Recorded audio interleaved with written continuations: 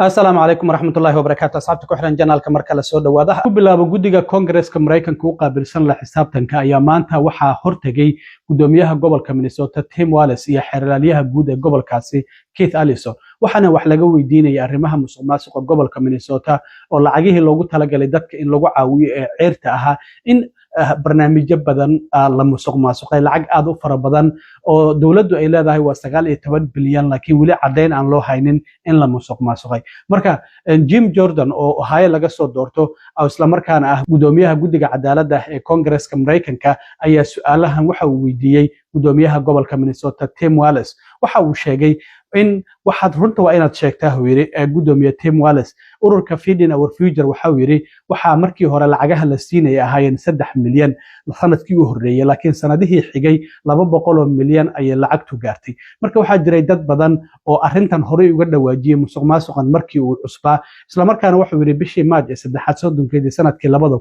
2021 lacagaha waa la joojiyay kadib markii musuqmaasuq la arkay. sababta dib loogu bilaabay lacagtaasi bixinteeda maxay ahayd? waxaan ogeyn xilligaasi waa jirtay wasaaradda waxbarashada oo lacagaha Feeding Our Future siinaysa markii ay joojisay maxkamad ayaa haweeneydii madaxda ka ahayd Feeding Our Future ay tagtay Amy Back waa tii maxkamadii ku guuleysatay oo haweenka Soomaalida xafladda intay u qabteen ay u baraanbureen isla markaana la siin jiray dahabka. marka gudoomiyaha gobolku arrintaasi waxa uu uga jawaabay arrintaasi waxaa jirtay maxkamad u ogolaatay in lacagahaasi loo fasaxo ururka Feeding Our Future.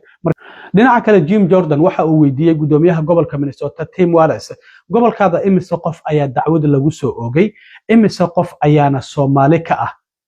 dadka dacwada lagu soo oogay. gudoomiyaha gobolka Minnesota waxa uu ku jawaabay anagu dadka baaritaan uguma sameeyno dacwadna uguma soo oogno inagoo ku saleynayna isirkooda diintooda iyo waliba halka ay ka yimaadeen. marka Jim Jordan ayaa isla su'aashii ka jawaabay wuxuu yiri 92 qof ayaa dacwad lagu soo oogay 85% waxa uu sheegay inay Soomaali yihiin. haddaba waa kan mar kale in doodii dhaxmartay Jim Jordan iyo gudoomiyaha gobolka Minnesota. dhinaca kale haddii aan eego doorashooyinka xilliga dhexe ee Koongareeska Mareykanka November dhamaadka sanadkan ayay dhacayaan laakiin waxaa bilaabmay oo bisha Maaj hadda aynu ku jirno bilowdo inta badan Israel reebka gobolka Texas oo si aad ah loo eegayo ayaa doorashooyin ay shalay ka dhaceen Israel reeba. dhinaca Republikaanka 3 xubnood ayaa ku tartamaysay kursi sanadka ah oo Koongareeska Mareykanka aqalka sanadka. waxaa jira John Cornyn oo 24 sano kursigaasi hayay ilaa iyo sanadkii 2002 ayaa waxaa la tartamaya Ken Paxton oo xeeralyaha gobolka Texas ah iyo nin madow ah oo la yiraahdo Wesley Hunt.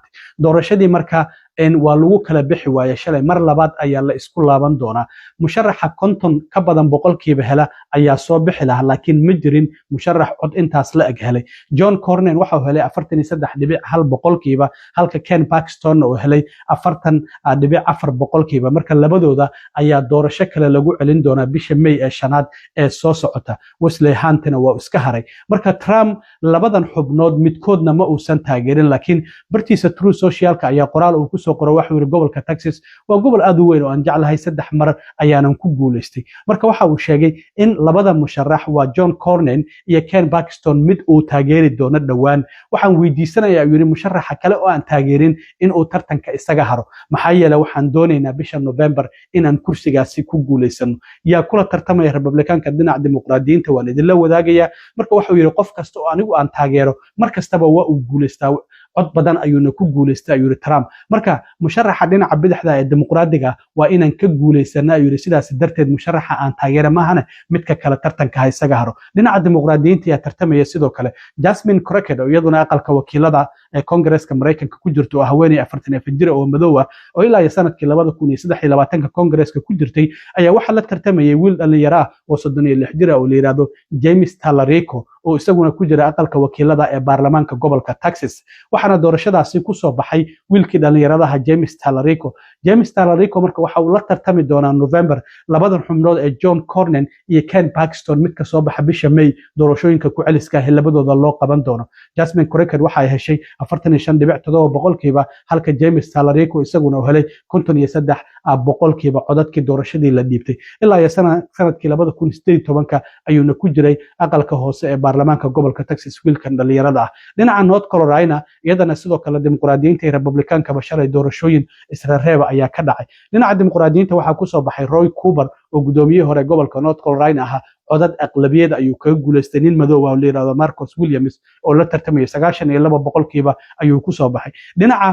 Republican-kana Michael Whatley oo Trump uu taageeray ayaa 65.5% helay waxaana la tartamay Donald Brown la yiraahdo oo isaguna codad badan ah marka sidaasi ayaa lagu kala baxay dhinaca kale hadii aan eego Iran waa tii sabtidii la dilay hogaamiyihii sare ee Iran Ayatollah Ali Khamenei hadda wiilkiisa oo la yiraahdo Mojtaba Khamenei oo 56 jir ah ayaa waxa la leeyahay waxa loo doortay inuu hogaamiyo wadankaasi Iran wiilkan waa wiilka labaad ee ugu weyn ilmaha Khamenei waxaana in arrimaha doorashadu ay tahay marka la dooranayo hogaamiye sare process dheer ayaa loo maraa wadankaasi Iran marka hore horta waa inuu rag yahay isla markaana diin hogaamiye diimeed uu yahay waxaana doorto golo khuburaha oo 88 ah isla markaana ah aqoon-yahano dhinaca islaamka si aad u yaqaan ayaa doortay marka waxa la leeyahay ninkaasi oo wiilka uu dhalay Ayatollah Ali Khamenei oo Mojtaba la yiraahdo ayaa loo doortay hogaamiyaha sare inuu yahay Iran iyo Mareykanku bartilmaameedsan doonaan mar kale wayna arki doonaa arrimaha ka soo baxa Mareykanku waxa uu la daala dhacaya soo dad gureynta dadka Mareykanka ee ku xaniban wadamada bariga dhexe hadda waxa la leeyahay 17500 oo qof ayaa la soo qaaday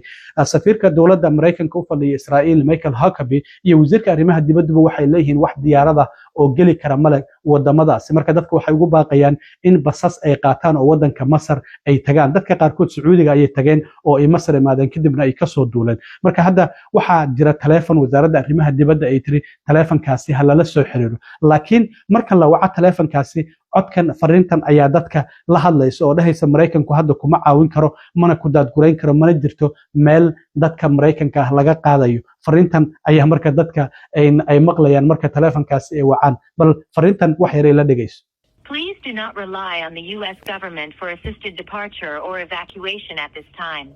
There are currently no United States evacuation points. sidoo kale dawladda Mareykanku waxa ay shaacisay magacyada iyo sawirada afar kamid ah lixdii ciidamada Mareykanka ah ee ku geeriyootay dalka Kuwait markii ay Iran duqeysay saldhigii halkaasi ay ku lahaayeen laba kamidana wali magacyadooda lama shaacin halka sidoo kale afayeenka aqalka cad Caroline Levitt iyo wariye u shaqeysay CNN-ka Caitlin Collins ay isku la dhaceen arrimaha dhimashada ciidamadaasi waxaana ay afayeenka aqalka cad ay sheegtay markasta oo ciidamo ay dhintaan TV-giina waxa uu isku dayaa warbaahinta dhinaca bidixda in madaxweynaha ay ka dhigaan mid aad u xun laakiin arrintaasi ma ahan dagaal ayaa lagu jira isla markaana askari waa ay dhimanaysaa ayaa afayeenka aqalka cad ay ku difaacday isla markaana dood ayaa dhaxmartay iyada wariyahaasi ka socday CNN-ka oo Caitlin Collins la yiraahdo ugu dambeyntii Iran waxa ay duqeysay oo ay gantaal ku riday wadanka Turkiga oo Mareykanku saldhig military oo weyn uu ku leeyahay gantaalkaasi ayaa waxa qabtay ciidamada difaaca ee NATO dhulka ayaana lagu soo riday gaar ahaan bariga badda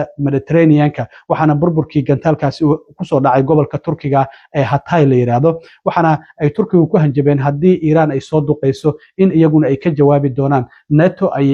Turkigu uu kamid yahay waxaana jira xeerka shanaad ee NATO inuu dhigay wadan kamid ah wadamada NATO hadii la weeraro in wadamada kalena ay dagaalka ay galayaan marka Iran ayaa ku soo turtay gantaalkaasi mase sidoo kale dhinac kale ayaa looga soo tuuray lama oga laakiin Turkigu waxa ay sheegeen inay iska difaaci doonaan isla markaana iska celin doonaan Iran hadii mar kale ay soo weerarto gantaal ku soo turto arrimahaas ayaan rabay inaad la socodsiyo waxyaabaha kale ee soo kordhay hadii aad leedmo waan dila soo socodsiin doonaa aad iyo aad u mahadsantiin asxaabta hadii muuqaalku uu cod la'aan ka noqdo bilowga muuqaalka aan soo galiyay kooban ee halka daqiiqa ah oo aan ku sharaxayo qaabka aad codka u furan karto hadii uu ka xiran yahay bal si fiican u daawo markaas kadib muuqaalka hadii uusan cod ka lahayn cod waa uu ku lahaan doona aad iyo aad u mahadsantiin inta mar kale kulmi doono nabadgelyo